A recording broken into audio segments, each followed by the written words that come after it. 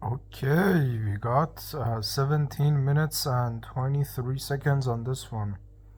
Yeah, I sometimes wonder that there are a lot of people in the world, and it's kind of a stun lock between what existence is and what it should be and what it could be. The funny thing that life is quite simple. You are born, you secure resources, you find reason to wake up another day, and you die. This is the most simplistic formula of living that has ever been there. And that's why I, most of the time, fantasize about being born in an age that we were not actually this comfortable as a society. My dream would be that I was born in the medieval ages and the fighting, the gladiators era. Not because I would be a king or I would be an emperor, but that era would be more kind of fascinating to live because, of course, there are in that era as well. There are philosophers, thinkers, and people who just don't see the simple picture of life. They see it, but somehow they want to go deeper. Maybe that's the contradiction of human mind that although the physical reality of things is very straightforward and simple, um, it wants to find meaning in the simplicity of the suffering. And I don't mean suffering by scarcity of resources, but just suffering of being conscious, because it's a very delicate kind of system that our body is, with the dopamine regulation, with uh, every kind of mechanism that our mind regulates our body. It's like so fascinating. Like, for instance, at this moment that my food and my base survival is not guaranteed for the first time in my life, my body is reacting so weirdly to it that instead of hoarding resources and um, eating less to kind of strategize saving food and whatever for the future, my body is actually being more panicky that it requires more food to eat to sustain itself, literally the half. It's the same thing with dopamine that I remember when I was going party to party from this dopamine rush to the other. It's like no matter how high it gets, there's the threshold that stabilizes everything. And it's the same with suffering, with physical and mental kind of suffering. The base rarely changes. And my theory is that the base is based on your actual identity. And by identity, I mean the majority of your life up to what that point that you have set on a standard for your life, and you come back to that standard, and unless some drastic shift is gonna happen, your standard is gonna be the same.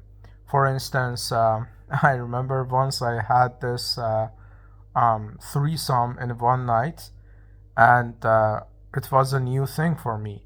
And the next week, I still um, needed to have sex, and it took me a while to get rid of that kind of stretch of time that I was literally hungering for sex every week, because um, it's like the stabilization of my kind of system was getting kind of in trouble. Same thing with the time of waking up. Same thing with everything. But slowly you literally shift the system one day at a time as well, because even in neuroscience they literally call it, you can restructure yourself in 90 to 360 days, which is a year. So from 3 months to a year you can reshape your whole entire identity. But what's being interestingly kind of dismissed in this situation is that um, this identity is like such a, I call it like a pendulum of persistence, that not only how hard you swing it, it's gonna just stop in the middle. And in order to change the pendulum and the stability of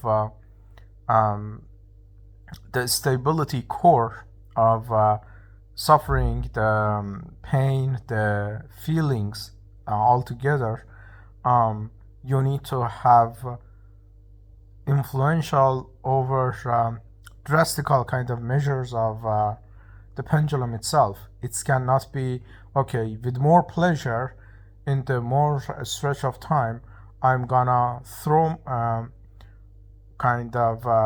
throw the pendulum into the pleasure side so I can destabilize it by pain. Or the same thing is, you cannot throw yourself into pain accepting you're gonna adapt to it as well. That's the myth that most people say, that you survive everything. Sure, you survive everything, but it takes time, and that time literally is in clash with your identity. I remember the time that COVID hit. The first week that I got COVID, it's been like 2 or 3 years now. I lost 70 to 80% of every taste and smell and every kind of senses, other than touch, to this day. But now I'm just living with it because it normalizes itself. I remember when I would eat food, some food, especially chicken and specific kind of meat, would smell and kind of taste like literally like shit, like literal shit to me. And the frustration would be that when I would go to the bathroom to take a shit, I was literally shitting out the same smell. I didn't taste it, but I was shitting out the same smell that I would get from food. And the food I was eating was like, okay, quite fancy and classy, like chicken, like ribs, fucking meat, and all of that. So I was forced to eat not even fucking vegetarian, but just the bare minimum of sustenance to have some sense of taste.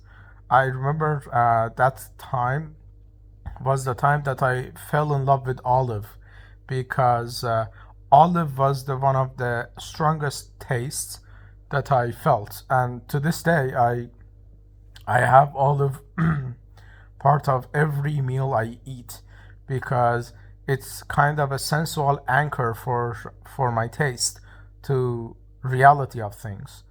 I went to like a couple of doctors, a couple of fucking mental and physical aspect of it, but to this day hasn't recovered.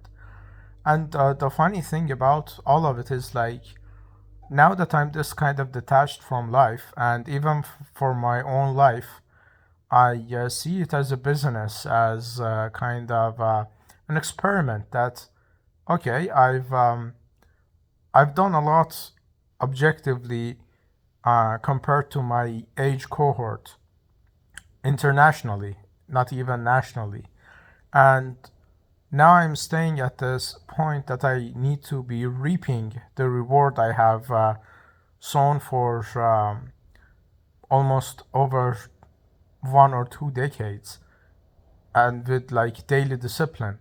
But now I just see, okay, not only I'm in a game, but in this game I'm already behind. And this is not like comparison culture that is kind of poisoning everyone, but it's like I see like so many things that is like wrong with life and society because I'm just so detached from it. And sometimes it's like so suffocating to me that there are so many people, and for the first time in the history of like humanity, humanity is like you are aware of everyone's existence. You literally you literally go online. I try to not go online at all. I literally call it digital cannibalism because you're literally, they themselves actually call it feed. You literally feed off of other people's essence and life, and it's literally not kind of different than cannibalism, because cannibalism is literally consuming other people's the same species essence and flesh. And I even like argue that you use forks and spoons to eat food. In some cultures you don't, but the consumption is that you consume.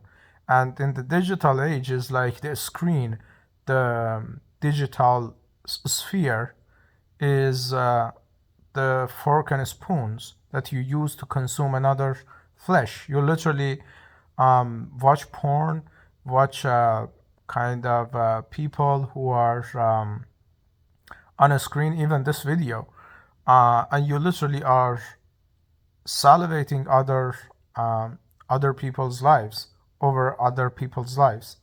And it's like even the awareness of so many people is like so crushing, because you not only have to compare and find your place in 8 billion kind of food chain of people, but you also know your resources and your starting points are gonna be different. It's like I have this like inside joke with a couple of writers I know, that I literally say I will never run out of ideas to pen a new character, because every time I literally run out of idea to find a new character, I go outside and talk to 2 or 3 new people with interesting lives. Or if I'm so desperate, I go online and I literally see new face configurations, new eyes, new. It's like having that kind of information is like so frustrating, because you literally feel the breath of 8 billion down your neck. And because our body is literally designed for survival, you have to, and you do subconsciously, and unless you are secure yourself. And as of now, I'm not secure with visa, with income, with anything. It's like my body is literally just my mind literally is finding ways to find ways to my survival. And one of the patterns I'm seeing is that I'm constantly comparing myself in the hierarchy of this food chain, that if I'm gonna survive, I need to be elite because the elites survive. And that's why literally um, I connect with these people who are like very elite and very kind of uh, special in their niche, not to associate their value to me, but those connections prove are a proof to myself that I am in that pedigree. My pen is the pedigree of like bestsellers. I know. My mind, at least in my own niche, is in the pedigree of the upper echelon of like cyber, let's say cyber sovereignty that I studied or whatever. It's like it's just like so fascinating to me that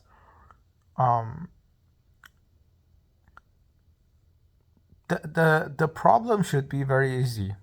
Life is you're born, you breathe, you keep the body functioning, you go through pain, through pleasure, you change the threshold of stabilization of hormones billions of times through your lifetime, and you die. And you literally satisfy yourself with something such as legacy, impact, but the core of life is so easy. You breathe, you literally bow in, you perform, and you bow out. But the fascinating thing is that it's not enough for most people in history. People at least like who think or who literally get the dopamine from actually thinking about these. But yeah, that's the video.